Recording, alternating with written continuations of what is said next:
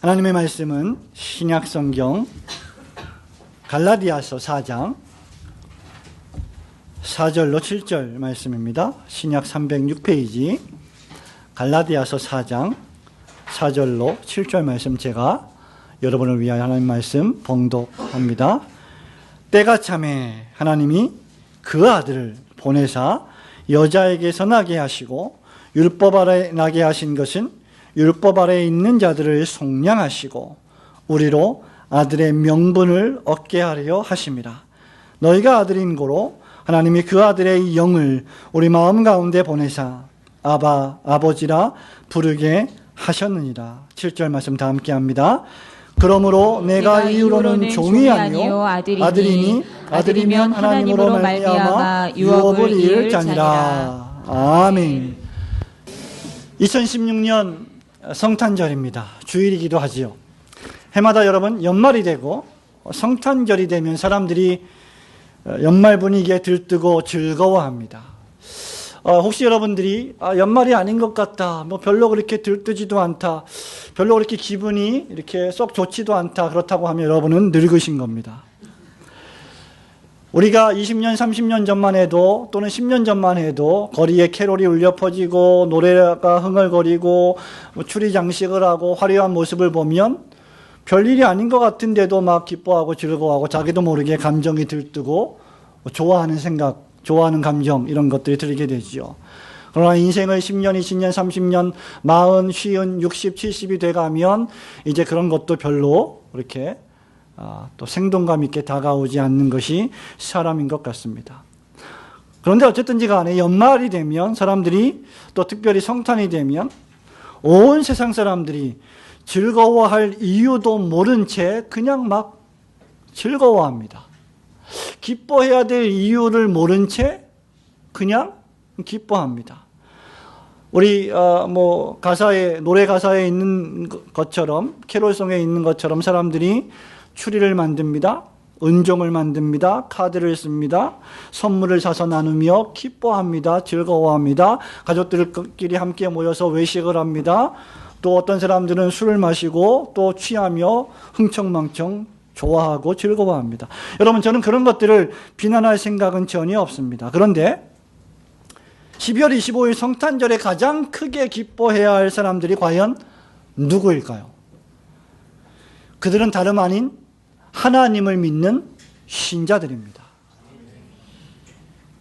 왜냐하면 성탄이야말로 예수 그리스도께서 이 세상에 탄생하신 이 사건이야말로 구원을 얻는 저와 여러분에게 하나님의 능력이 완전하게 드러나는 위대한 날이기 때문입니다. 그렇기 때문에 저와 여러분이 기뻐해야 할 이유는 바로 예수 그리스도께서 왜 탄생하셨고 그분이 우리에게 어떤 의미가 있는지를 생각할 때에만 진정한 기쁨이 의미를 찾을 수 있는 것입니다. 사랑하는 성도 여러분, 성탄절을 즈음해서 여러분은 어떤 선물을 받으셨습니까? 아니, 어떤 선물을 우리 자녀들에게 주셨습니까? 이제는 선물 받을 나이가 지나서 우리 자녀들에게 선물을 주어야만 되는 그런 날이기도 하지요. 교회가 주는 선물이 있는데 뿐만 아니라 교회가 주는 선물은 교회가 주는 선물이고 그건 그거고 아빠는 나한테 선물을 꼭 사줘야 돼 라고 하는 어떤 주일학교 자녀의 말을 제가 들은 바가 있습니다. 어쨌든 25일이 되면, 성탄절이 되면 누구나가 선물을 받고 싶어 합니다. 저도 역시 선물을 받고 싶어 합니다. 오늘 아침에도 우리 성도님 가운데 한 분이 저에게 선물을 주셨어요. 너무나 기쁘더라고요. 행복합니다. 즐겁습니다. 그런데 여러분, 저와 여러분이 성탄을 기뻐하고 즐거워해야 할 가장 큰 이유는 바로 이날이야말로 저와 여러분이 가장 위대한 선물을 받은 날이기 때문입니다. 그 선물은 누가 주신 선물이냐? 사람이 준 선물이 아니라 우리가 섬기고 예배하는, 오늘 아침에 우리가 예배를 드리는 대상인 전능하신 살아계신 하나님이 주신 선물입니다. 하나님이 주신 선물. 하나님이 우리에게 주신 선물이 무엇일까? 하나님이 우리에게 선물을 주신다면 그것이 얼마나 놀라운 선물이 될까? 하나님이 주신 선물이란 제목으로 세 가지 말씀을 나누며 함께 은혜 받기를 소원합니다. 하나님이 우리에게 주신 선물 어떤 것입니까? 하나님께서 그 아들을, 독생자 예수 그리스도를 우리에게 보내주신 것이 가장 큰 선물입니다. 4절 말씀을 함께 읽습니다. 때가 참에 시작. 때가 참에 하나님이 그 아들을 보내사 여자에게서 나게 하시고 율법 아래에 나게 하신 것을. 아멘. 때가 참에 하나님이 그 아들을 보내사라고 했습니다. 갈라디아서 말씀은 사도 바울이 썼고 신약시대에 썼습니다. 예수 그리스도께서 오신 이후에 썼습니다. 그런데 때가 참에 하나님이 그 아들을 보내셨다라고 기록을 하고 있습니다. 이것은 크신 하나님 사랑의 위대한 실행입니다.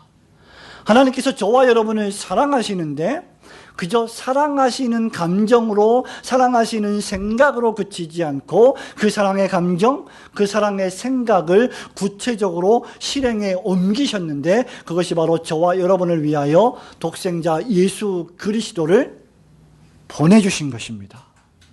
이것은 에베소서 1장 3절에 기초해 볼 때 창세전에 이미 성부와 성자와 성령께서 협약하시고 약속하신 것이었습니다. 이것을 가리켜서 우리는 구속 언약, 은혜 언약이라고 부릅니다. 그런데 창세전에 이렇게 계획되어진 이 일을 언제요? 때가 참에 정확하게 하나님의 때에, 하나님의 시간에 독생자 예수 그리스도가 이 세상에 오신 것입니다. 천지만물을 창조하신 하나님께서 그 아들을 보내주셨다는 것입니다. 요한복음 3장 16절 기독교의 위대한 대헌장이라고 불리우는 그 말씀에 보면 하나님이 세상을 이처럼 사랑하사 독생자를 주셨으니 라고 기록을 하고 있습니다. 사람이 받을 수 있는 가장 큰 선물, 사람이 받을 수 있는 선물 중에 가장 위대한 선물이 과연 무엇일까요?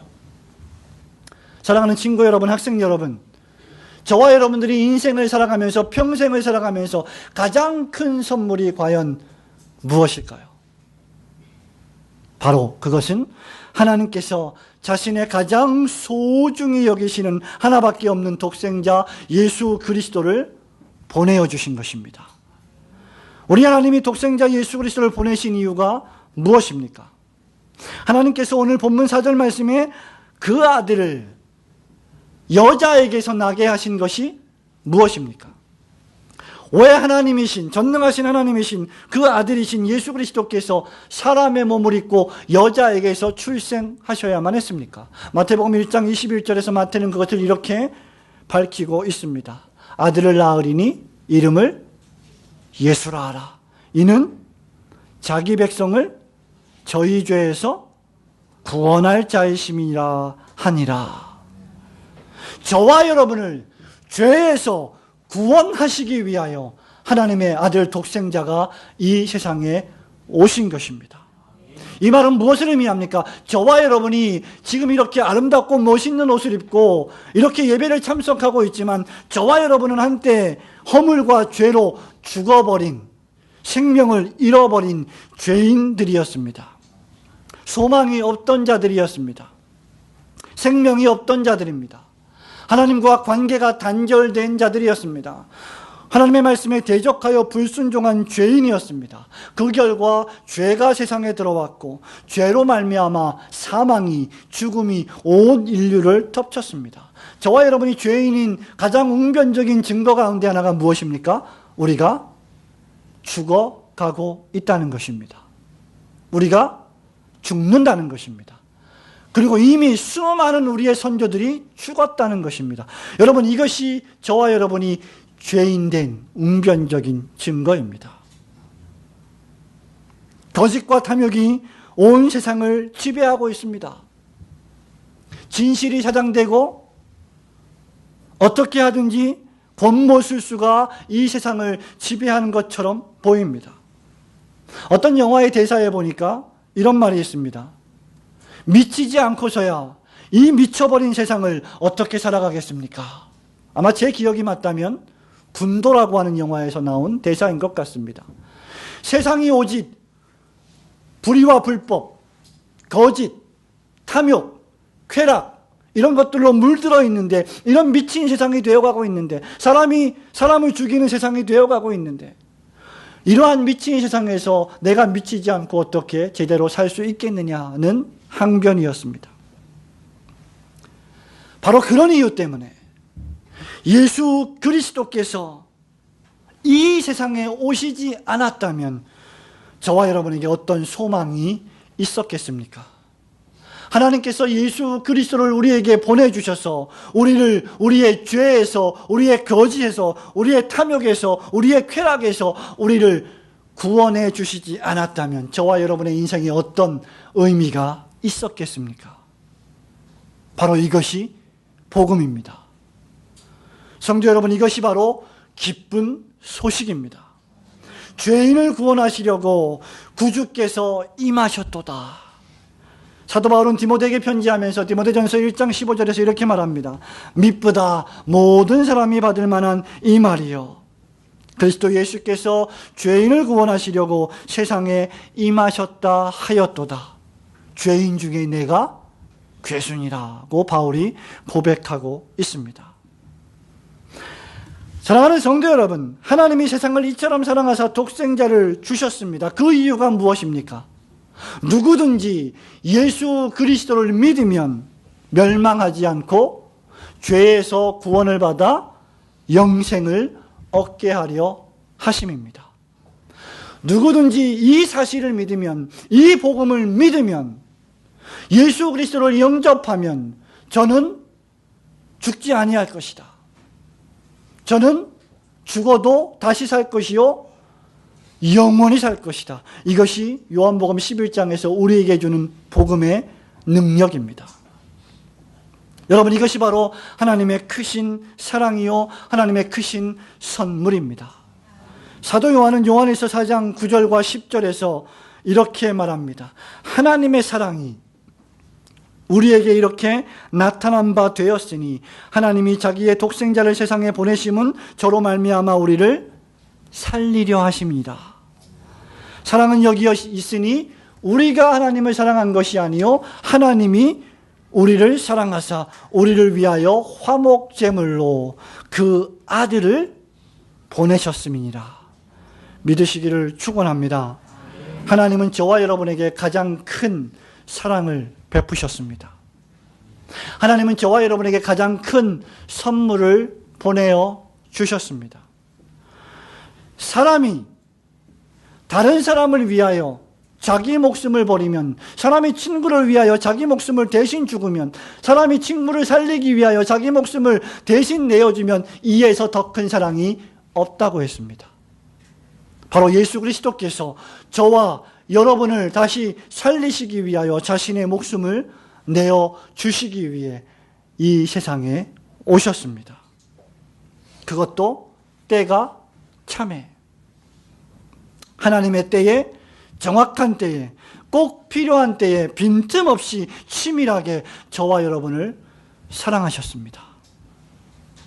성도 여러분, 여기 예수 그리스도의 이름에 생명이 있습니다. 여기 예수 그리스도의 이름에 사랑이 있습니다. 여기 예수 그리스도의 이름에 살아갈 능력이 있습니다. 예수 그리스도의 이름에만 영원한 소망이 있습니다. 하나님이 그 아들을 보내사, 사도 바울의 이 말씀, 하나님이 그 아들을 보내사, 이 말씀에 큰 위로와 용기를 얻으시고 그리스도 예수 안에서 기쁨과 즐거움을 누리시기를 축원합니다. 하나님이 우리에게 주신 선물, 두 번째로 그것은 저와 여러분, 죄인된 저와 여러분을 율법에서 속량해 주신 것입니다. 율법에서 우리를 속량해 주신 것이 가장 큰 선물입니다. 5절 말씀, 율법 아래에 있는, 함께 읽겠습니다. 시작. 율법 아래 있는 자들을 속량하시고 우리로 아들의 명분을 얻게 하려 하심이라. 아멘. 사도 바울이 13개의 편지에서 가장 심오하게 다루었던 문제, 가장 중요하게 던졌던 질문이 있습니다. 이 질문은 지구상에 존재하는 모든 인간들이 하나님 앞에, 사람 앞에 공히 던져야 할 질문입니다. 그것은 무엇입니까? 바로 죄인의 가장 큰 문제는 하나님 앞에 어떻게 설 것인가 하는 것입니다. 저와 여러분이 죽으면 하나님을 만나러 갈 터인데, 저와 여러분이 생명이 다하면 하나님의 심판대 앞에 서야 할 터인데, 바로 그때 하나님께서는 우리에게 가장 완벽한 공의와 가장 완벽한 거룩을 요구하십니다. 그 누구도 이 공의와 거룩이 없으면 하나님 앞에 설 수가 없습니다. 죄인이 과연 얼마나 충분히 거룩해야 하나님 앞에 설 수 있을까요?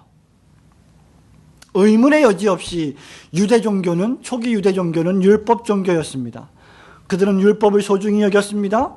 그들은 의식을 지켰습니다. 그들은 제사를 지냈습니다. 그들은 율법으로 의를 얻으려고 했습니다. 그들은 율법을 지킴으로, 법칙을 지킴으로 구원을 추구했습니다. 그러나 사도 바울은 로마서에서 우리에게 율법의 행위로는 그 누구도 의롭다 함을 얻지 못한다고 강력히 선언하고 있습니다. 최초의 인류 아담이 타락한 이후에 모든 죄인은 율법 아래 처해졌고, 율법의 정죄의 삭은 사망이라는 죄를 선고받았습니다. 그 누구도 율법의 의로는 구원을 얻을 수 없다는 것이 바울의 선언입니다. 저와 여러분이 천년 만년을 산다고 해도 우리는 결코 우리의 거룩한 행위로 하나님 앞에 설 수 있는 존재가 되지 못합니다. 저와 여러분이 수천 번의 예배를 드린다고 해도 결코 그 의의를 성취할 수 없습니다. 바로 이 이유 때문에 예수 그리스도께서 때가 참에 여자에게서 나셔야 했던 것입니다. 이것이 전 구약 성경의 예언의 말씀이었고 모든 선지자들의 예언의 말씀이었습니다. 하나님의 아들 독생자가 여자의 몸에 나신다는 것 자체가 고난이요 수치입니다. 예수님은 여자에게서 나셨고 율법 아래 처하셨습니다. 더욱이 십자가에서 죄 없이 죽음을 당하셨습니다. 이 모든 것은 그분에게 아주 크나큰 수치와 수모가 아닐 수 없었습니다. 뿐만 아니라 그리스도께서는 사시는 동안 모든 율법을 다 준행하셨고 조금도 범죄하지 않으셨습니다. 그 이유는 오늘 본문의 말씀처럼 율법 아래에 있는 저와 여러분을 속량하시기 위함이었습니다. 속량이라고 하는 말이 무엇입니까?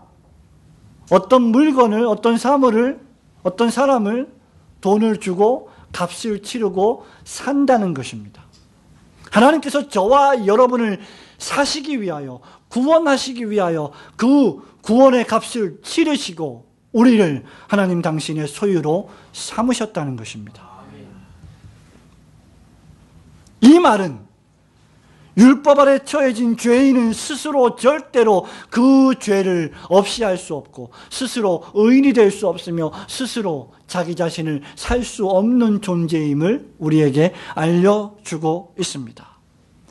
율법 아래 처해진 모든 죄인, 즉 여자의 몸에서 태어난 모든 인류는 사망과 정죄라고 하는 두 가지 저주 아래 놓였습니다.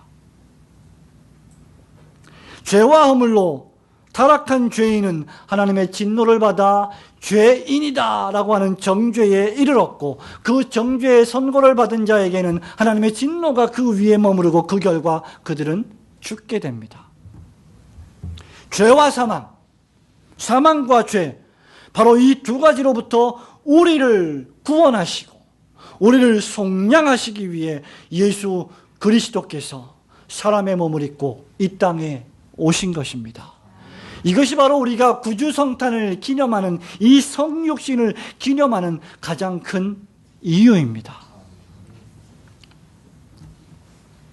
성도 여러분, 다시 말씀드리지만 이것은 창세전에 성부와 성자와 성령께서 협의하신 위대한 구원의 신비입니다. 그리고 때가 참에 성부 하나님께서 그 아들을 여자에게서 태어나게 하셨습니다. 그러므로 이제 그리스도 예수를 참되고 진실하게 영접하고 믿는 신자에게는 더 이상 정죄가 없습니다. 더 이상 사망이 없습니다. 더 이상 죽음이 없습니다. 살아서 믿는 자는 영원히 살 것이고 죽어도 다시 부활하여 하나님의 나라에서 영생할 것입니다. 왜냐하면 바로 생명의 성령의 법이 죄와 사망의 법에서 저와 여러분을 해방시키셨기 때문입니다. 바울은 로마서 8장 1절부터 이렇게 말합니다. 그러므로 이제 그리스도 예수 안에 있는 자에게는 결코 정죄함이 없나니 이는 그리스도 예수 안에 있는 생명의 성령의 법이 죄와 사망의 법에서 너를 해방하였습니다. 3절에 율법이 육신으로 말미암아 연약하여 할 수 없는 그것을 하나님은 하시나니 곧 죄를 인하여 자기 아들을 죄 있는 육신의 모양으로 보내어 육신의 죄를 정하사 육신을 쫓지 않고 그 영을 쫓아 행하는 우리에게 율법의 요구를 이루어지게 하려 하심이니라. 믿으시기를 축원합니다. 율법의 요구가 무엇입니까? 죄의 싹슨 사망입니다. 그 죄의 싹슨 사망이라고 하는 율법의 요구를 예수 그리스도께서 사람의 몸을 입고 이 땅에 오셔서 친히 담당하셨다는 것입니다. 그 결과 우리는 영생을 얻습니다. 우리는 자유합니다. 우리는 사죄의 은총을 얻습니다. 그래서 예수 그리스도를 믿으면 그 사람은 자유하게 되는 것입니다. 세상이 줄 수 없는 평안과 세상이 줄 수 없는 자유를 그는 가지게 되는 것입니다. 왜냐하면 예수 그리스도만이 유일한 길이요, 유일한 진리요, 하나밖에 없는 유일한 생명이시기 때문입니다. 그래서 요한복음 8장 44절에 보면 진리를 알지니 진리가 너희를 자유케 하리라. 대신 사단은 뭐라고 했습니까? 진리가 아니라 거짓말장이의 아비다. 그러나 예수 그리스도는 진리이시다. 그러므로 진리를 믿으면 진리가 너희를 자유케 할 것이다. 사랑하는 성도 여러분, 그러므로 우리는 또다시 율법 종교로 되돌아가서는 안 됩니다. 우리가 율법을 지켜내는 것은, 우리가 말씀을 지키는 것은, 우리가 십계명을 지키는 것은 율법 아래서 우리를 속량하신 예수 그리스도를 믿는 믿음 안에서 지켜내는 것입니다. 우리가 구원을 얻기 위하여 지켜내는 것이 아니라 우리가 구원을 얻었기 때문에 우리의 죄를 사함받기 위하여 회개하는 것이라 아니라 우리가 사함받았기 때문에 율법을 지키며 죄를 회개하며 하나님께 점점 더 가까이 나아가는 것입니다.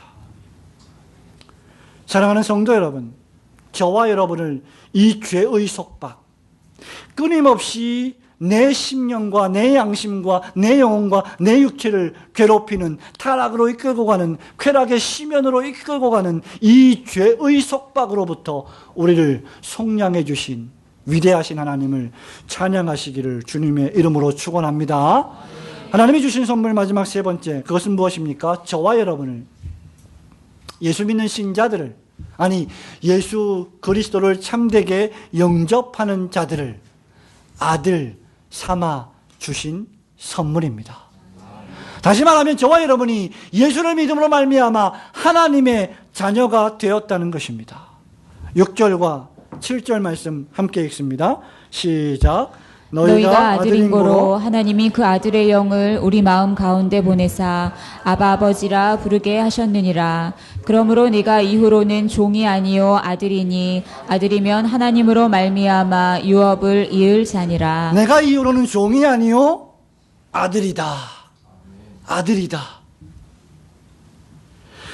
죄인 괴수 중에 죄인인 내가 하나님의 아들이 되었다는 것입니다.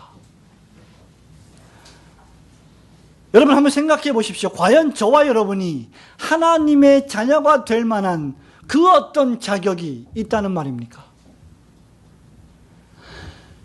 여러분 자신을 한번 면밀하게 조사해 보십시오.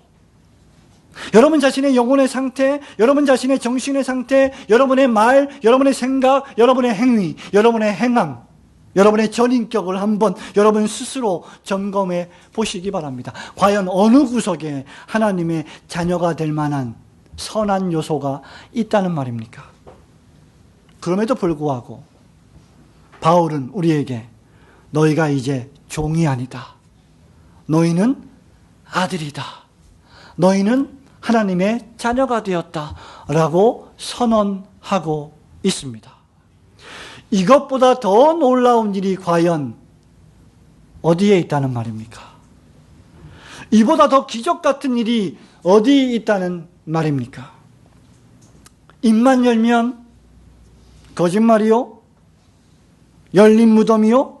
그 마음의 생각과 계획이 항상 악했던 저와 여러분을, 죄인들을 아들 삼아 주신다니, 이것이 얼마나 놀라운 하나님의 은혜입니까? 여러분, 이 선언에서 자유로울 수 있는 사람이 있겠습니까? 입만 열면 저와 여러분은 거짓말을 하지 않습니까? 저와 여러분의 속에 있는 것이 탐욕과 거짓이 아니고 무엇이란 말입니까? 그럼에도 불구하고 하나님은 우리를 아들 삼아 주셨습니다. 그것은 우리 안에 어떤 선함의 요소가 있었기 때문이 아닙니다.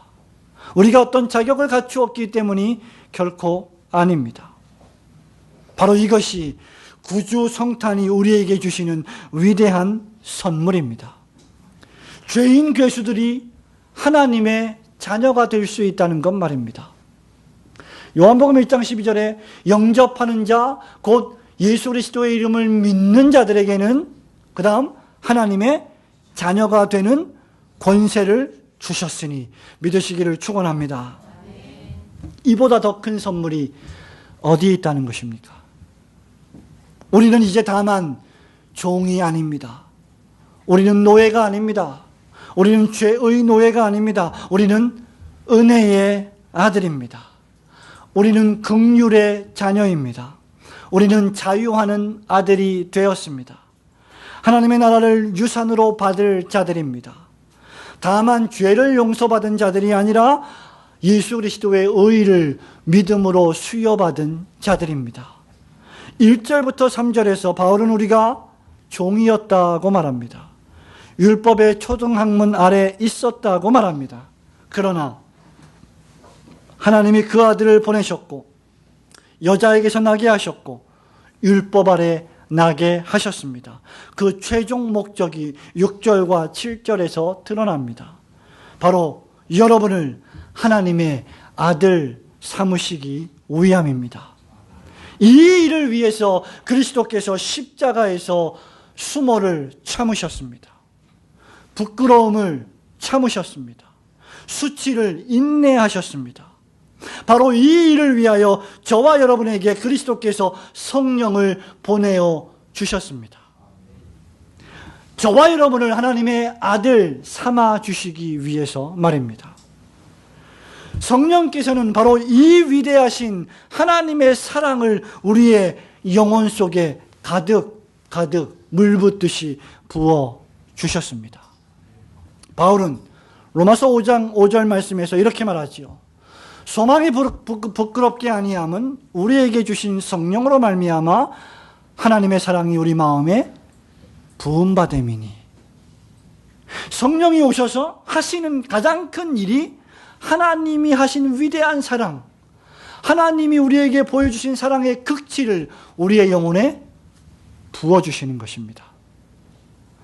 사랑하는 성도 여러분, 여러분의 심령 속에 하나님의 사랑이 넘치십니까? 여러분의 마음 속에 하나님의 사랑이 있습니까?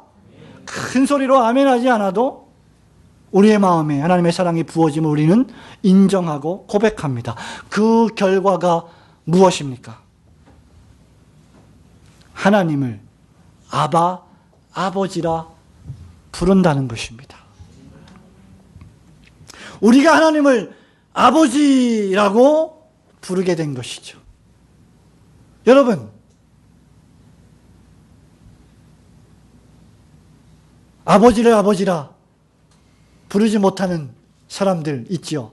왜 아버지를 아버지라고 부르지 못합니까? 법적인 이유에서 그럴 수 있을 것입니다. 상황적인 이유에서 그럴 수 있을 것입니다. 여러 가지 환경적인 이유에서 아버지를 아버지라 부를 수 없습니다.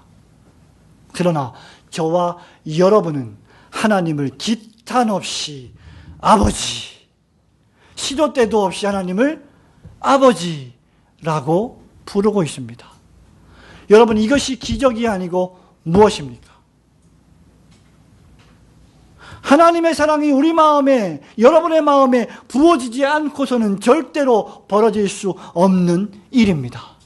성령이 우리 안에 내주하시지 않고는 절대로 벌어질 수 없는 일이 하나님을 아버지라고 부르는 것입니다. 하나님을 믿지 않는 자연인들에게 하나님을 향해서 아버지라고 불러보십시오라고 여러분이 간청해 보시기 바랍니다. 그들은 절대로 부를 수 없습니다. 왜? 하나님의 사랑이 그 마음에 부어지지 않았기 때문입니다. 성령께서 그 마음에 임재하지 않았기 때문입니다. 그러나 영접하는 자, 곧 예수 그리스도의 이름을 믿는 자들에게는 하나님의 자녀가 되는 권세를 주셨습니다. 로마서 8장 14절에서 바울이 말합니다. 무릇 하나님의 영으로 인도함을 받는 그들은 곧 하나님의 아들이라. 너희는 다시 무서워하는 종의 영을 받지 아니하였고 양자의 영을 받았으므로, 입양의 영을 받았으므로 하나님을 어떻게 불러요? 아바, 아버지라 부르짖느니라. 성령이 친히 우리 영으로 더불어 우리가 하나님의 자녀인 것을 증거하시나니. 한번 따라해 보겠습니다. 하나님 아버지, 하나님 아버지. 여러분, 이 말을 절대로 할 수 없는 사람들이 지구상에 얼마나 많습니까? 그런데 이 말을 저와 여러분은 아무런 거리낌 없이 할 수가 있습니다. 왜? 우리가 하나님의 자녀가 되었기 때문입니다. 그것이 바로 예수 그리스도께서 이 세상에 오신 유일한 목적입니다. 하나님을 아버지로 부를 수 있다는 것은 아무나 받는 특권이 아닙니다. 여러분, 교회 다니는 것을 부끄러워하지 마십시오. 식사 시간에 기도하는 것을 부끄러워 여기지 마십시오. 세상에 나가서 내가 예수 믿는 신자라고 하는 것을 말하는 것을 부끄러워하지 마십시오. 만일 여러분이 부끄러워한다면 하늘에 계신 아버지께서도 여러분을 부끄러워하실 것입니다. 우리는 부끄러울 일이 없습니다. 왜냐하면 우리는 하나님의 자녀이기 때문입니다. 하나님의 은혜의 그릇, 긍휼의 그릇만 받는 사랑의 특권입니다. 죄의 종에서 의의 아들로 변화되는 놀라운 특권입니다. 아들은 어떤 자입니까? 아버지의 모든 것을 상속받는 상속자입니다. 저와 여러분은 무엇을 상속받습니까? 의의 면류관, 생명의 면류관, 영광의 면류관, 하나님 나라 천국을 상속받습니다. 그래서 하나님의 아들은, 하나님의 아들 된 신자들은 그 어떤 환난이나 고난도 인내하며 견디게 됩니다. 주님의 몸된 교회를 섬기며 당하는 여러 가지 어려움들을 잘 인내하며 주님 오실 때까지 사명을 감당합니다. 지난 1년 동안 우리 올고든 교회는 오직 이 말씀을 붙잡고 1년 52주 365일을 달려왔습니다. 앞으로도 변함없이 이 교회 공동체는 그렇게 말씀으로 달려갈 줄로 믿습니다. 바울은 성령이 우리가 하나님의 자녀인 것을 증거하신다고 선언하면서 이어서 로마서 8장 17절에서 자녀이면 또한 후사, 곧 하나님의 후사요, 그리스도와 함께한 후사니 우리가 그와 함께 영광을 받기 위하여 고난도 함께 받아야 할 것이니라. 생각건대, 바울이 생각하는 거예요. 우리가 하나님의 자녀가 되었구나. 그 영광을 받게 될 상속자가 되었구나. 아, 그러면 생각해 봐야지. 고난도 우리가 당해야 하지 않겠는가? 그럼에도 불구하고 현재의 고난은 장차 우리에게 나타날 영광과 좋게 비교할 수 없었다. 현재의 고난은 장차 우리에게 나타날 영광과 좋게 비교할 수 없도다. 이 말씀이 여러분에게 이 2016년 구주성탄해 주시는 위대한 위로가 되시기를 주님의 이름으로 축원합니다. 성도 여러분, 말씀을 맺습니다. 우리는 위대한 선물을 받았습니다. 저와 여러분이 이 세상을 살면서 받을 수 있는 그 어떤 선물보다 가히 비교할 수 없는 선물을 받았습니다. 우리는 이 선물을 흘려 보내야 합니다. 우리는 이 선물을 전달해야 합니다. 내 남친에게 이 선물을 전달해야 합니다. 내 여자친구에게 이 선물을 전달해야 합니다. 내 남편, 내 아내에게 이 복음의 위대한 선물을 안겨주어야 합니다. 여러분 노력하십시오. 기도하십시오. 지혜를 구하십시오. 어떻게 하면 이 위대한 구원의 선물을 내 사랑하는 사람들에게 전달할 수 있을까? 하나님이 그 아들을 우리에게 보내셨습니다. 우리를 죄와 사망에서 생명과 성령으로 해방시켜 주시고 구원하셨습니다. 우리를 하나님의 자녀 삼아 주셨습니다. 그렇기 때문에 우리는 주 예수를 믿으십시오. 그리하면 여러분과 여러분의 집이 구원을 얻을 것입니다. 라는 복된 소식을 전해야 합니다. 오직 이 선물에만 우리의 유일한 소망이 있습니다. 이 복음만이 우리 가정의 유일한 소망입니다. 이 복음만이 조국 대한민국의 유일한 소망인 줄 믿으시기를 축원합니다. 하나님이 우리에게 주신 이 위대한 선물을 마음에 품으시고 결코 잊지 마시고 여러분의 생명이 다하는 그날까지, 주님이 부르시는 그날까지, 우리 주님께서 다시 오시는 그날까지 이 선물 마음에 새기고 하나님께 맡겨주신 사명을 잘 감당하는 착하고 충성된 종들이 되시기를 주님의 이름으로 축원합니다. 아멘.